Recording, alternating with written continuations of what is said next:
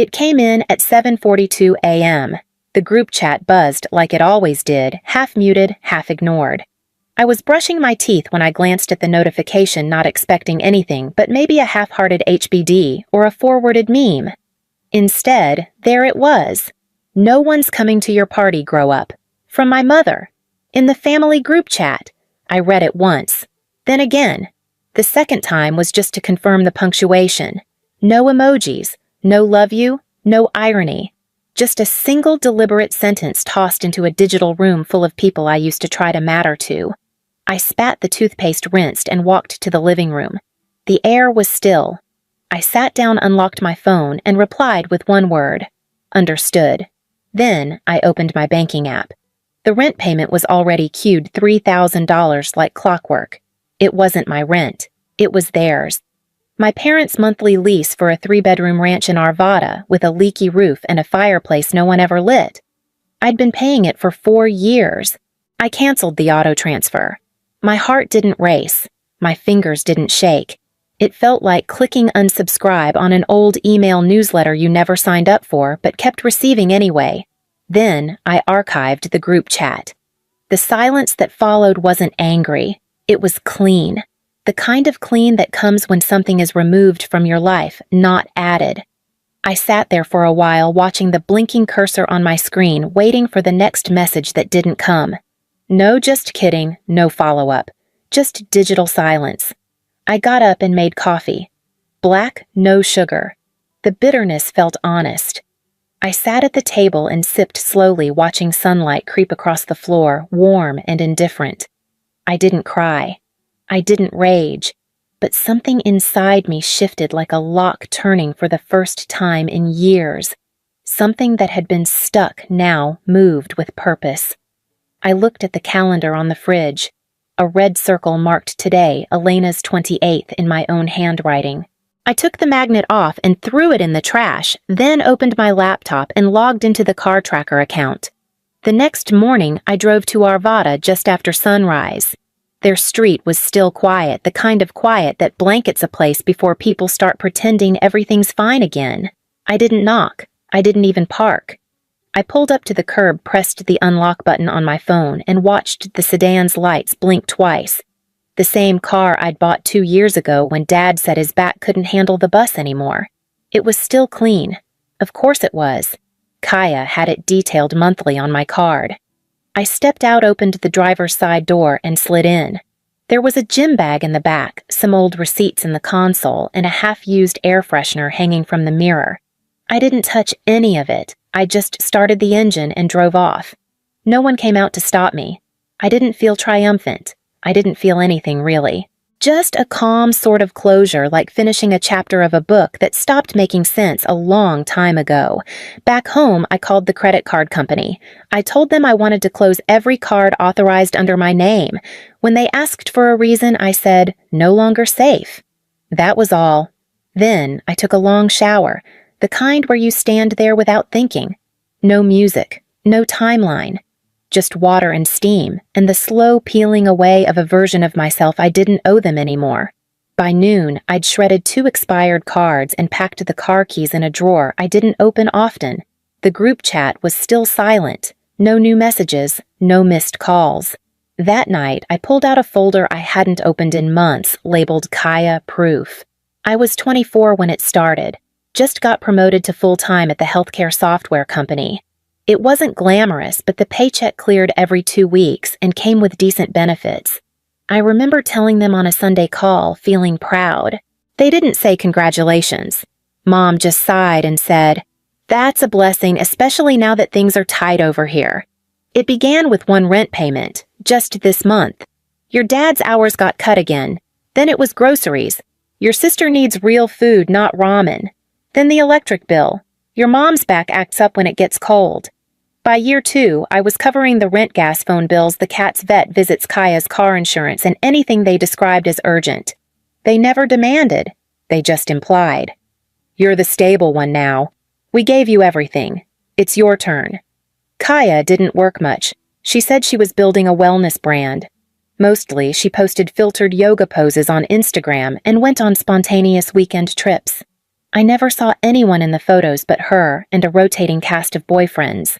One of those boyfriends crashed the old Corolla. That's when I bought the newer car. Registered under my name, monthly payments on my card. She picked the color midnight blue. She took selfies in it constantly. One caption read, "So grateful for those who believe in me. You know who you are." She didn't tag me. Mom would text me after. Wasn't that post sweet? She really does appreciate you even if she's not good with words. I nodded and said I was glad. But it didn't feel like appreciation. It felt like obligation disguised as flattery. Every month I told myself I'd pull back. I'd stop one bill. I'd say no to just one thing.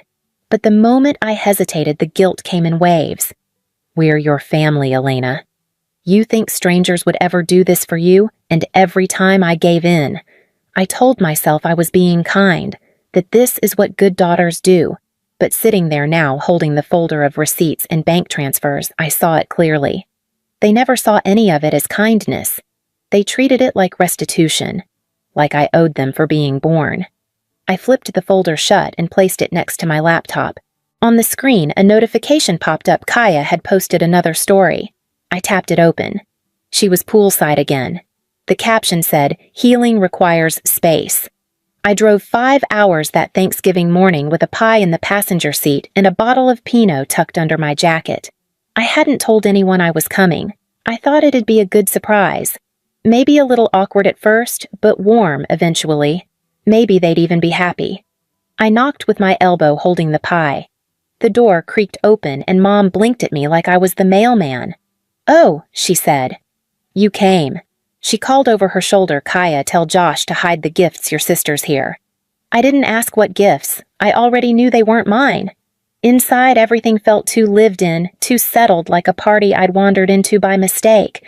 Josh emerged from what used to be my room wearing socks I recognized. No one offered to move him. That night, I slept on the couch under a fleece blanket that smelled faintly like old Febreze and disappointment. At dinner, Don raised his glass. "Let's hear it for the woman who pays the bills but can't hold down a boyfriend." Laughter rippled across the table like it was a harmless joke, like I hadn't driven for hours to be there, like my presence was a performance they never asked for but still expected. Kaya snorted fork halfway to her mouth. Even Josh laughed. He didn't even know me. I smiled faintly and drank my wine. Then I got up, cleared the plates, washed the dishes. When the sink backed up, I took out my wallet and called a plumber. He came in the middle of dessert. Afterward, no one thanked me. Mom patted my shoulder and said, "Next year, just tell us first." Okay? We had plans. On the drive back, I didn't play music. I didn't call anyone. I watched the road stretch into dark silence and realized I felt lighter driving away than I ever had arriving. A week later, a coworker leaned over my desk and said, "Hey, wasn't that your sister I saw on Explore? Looked like a fun cabin trip." I opened Instagram and there they were. Mom, Don, Kaya, and Josh, all in matching beanies holding mugs by a fireplace. I zoomed in on Kaya's mug. It said, "Best daughter ever." It started with a notification buzz while I was working remotely from my apartment. I figured someone had sent a birthday meme or maybe a forwarded coupon code standard group chat noise. But when I opened the app, the entire thread was lit up. Dad had posted a screenshot of my Amazon birthday wish list. A few pairs of socks, some shampoo, I liked a pack of pens. Nothing fancy, nothing expensive. Just small things I never remembered to buy for myself. "Look at this grown woman asking for socks and lotion," he wrote. "Guess we didn't raise her tough enough." Then came the clown emoji. Then a meme of a girl with a party hat and the caption, "Guess who's turning 12 again?" Kaya reacted with a laughing emoji and followed up with bet. She expects us to gift wrap it too. No one defended me. Not Mom, not my aunt, not the cousin who once cried when I helped her pay for her nursing exams. Just reaction emojis and punchlines like I was the group's entertainment. I didn't respond. I didn't leave the chat. I just started screenshotting. Not because I planned to get even, not because I needed revenge, just because for the first time I needed to see the whole picture without emotion. I wanted to know I wasn't imagining it, that the cruelty was real and not just my own sensitivity echoing back at me. That night, I saved the screenshots into a new folder. labeled it plainly receipts. I didn't know what I'd do with it yet, but I knew I didn't want to forget. The next morning, Kaya posted a story, another poolside photo, a matcha in her hand, captioned, "Surround yourself with people who uplift you." I looked at the pool tiles in the background. It was a hotel I knew. I'd paid for her weekend there last month when she said she needed time to reset her energy. My phone buzzed again. A new message in the group chat. "Mom, power's about to get shut off again. Not sure what we're supposed to do." I didn't answer. I just opened my credit monitoring app and refreshed the screen. The first red flag came from an email. "Your monthly loan balance is now available." I didn't recognize the lender. I hadn't taken out a loan, at least not one I remembered. I clicked the link, logged in with my social, and there it was. $8,400 opened in my name, with Dawn listed as the co-borrower. The application date was from last spring, around the time they said their roof needed repairs. I remembered getting a cryptic message from Mom, then pray for clear skies. "We can't afford another storm." I never thought to ask what she meant. The next day, I pulled my credit report. That's when I saw the Target card. Opened 2 years ago. My name, my credit, my address. Not mine. When I confronted her, Mom replied with a dismissive text. "You weren't even using it. Stop being dramatic." That word again, dramatic. It followed me like a shadow. The same week, a coworker named Julian mentioned Kaya in the break room. He said he ran into her at a gallery opening. She said, "You're like on the spectrum or something I didn't know." But it makes sense. "You're super quiet." I just nodded, smiled like it didn't sting. Then I went back to my desk and opened another folder. This one I named Backup, for real. I started collecting everything. Screenshots, emails, payment records, texts, voice messages, and Instagram captions where Kaya flaunted things I'd paid for. I found the voicemail Mom left me the day Kaya's tuition was due, screaming through tears. "She'll end up like you if we don't get her out of here. Is that what you want?" It didn't matter that I wasn't on the spectrum. What mattered was how convenient it was for them to say I was. How easy it made everything else make sense, the silence, the distance, the fact that I never fought back. But I wasn't confused anymore. I wasn't being graceful. I was just vanishing slowly and politely from my own life while they lived comfortably on the borrowed credit of my quiet compliance. So I started pressing record. Every call, every voicemail. Not to make a scene, just to have proof in case the world ever asked why I finally stopped showing up. That proof would become my map out. 3 weeks passed with nothing but silence. Then, on a Tuesday afternoon, Kaya texted Mom, says, "Come by tonight. Family dinner. We want to clear the air." I stared at the message for a while. It didn't feel like an apology. It felt like a summons. I said yes. That evening, I pulled into the driveway at 6:59 p.m. In my bag, a laptop, a backup drive, and a folder labeled in permanent marker truth. I didn't wear anything special. Just clean jeans and a sweater. I wasn't there to perform. I was yen for the day of LZ. I was there to finish something. They greeted me like nothing had happened. Mom kissed my cheek. Dad handed me a beer. Kaya grinned like she'd already won. The table was set with mismatched plates and overcooked pasta. The chairs still wobbled from years of ignoring the screws I offered to fix. They talked first. About forgiveness. About moving forward. About how my recent distance had hurt them. Then Mom said it like a nail tapping glass. "You're still part of this family, but you've made mistakes too." I took a slow breath, reached into my bag, and opened the laptop. No one stopped me. The first clip was Mom's voicemail, the one where she shouted at me to pay Kaya's tuition before she ends up like you. The second was Kaya's voice laughing on speaker. "She always pays. Makes her feel useful." Then the screenshots, rent payments, DMs, bank transfers, group chats. I slid the screen toward them and leaned back. They didn't speak, just stared. Mom blinked fast. Dad reached for his beer but missed. Kaya's jaw clenched, but she didn't say a word. I opened the folder. Inside were printed emails, loan statements, the Target card notice, and at the top, a single page with my credit report circled in red. When I spoke, it was quiet. You don't get to ask for peace when you've only ever offered control. I reached for the USB stick and walked to the living room, their smart TV powered on with a chime. The screen lit up with the loan application Dawn's name as primary, mine as co-signer. I let them stare at it in silence. "You used my social without asking," I said, eyes on my father. "You put me on the hook for your debt." He opened his mouth, but I raised a hand. "It's already reported. They've frozen the account. You'll get the fraud notice next week." Mom's breath caught. Kaya let out a dry laugh. "You're so dramatic. What's next? You going to sue us?" I smiled, then walked back to the door. "No," I said, "but he might." I pulled it open, and Jake stepped in.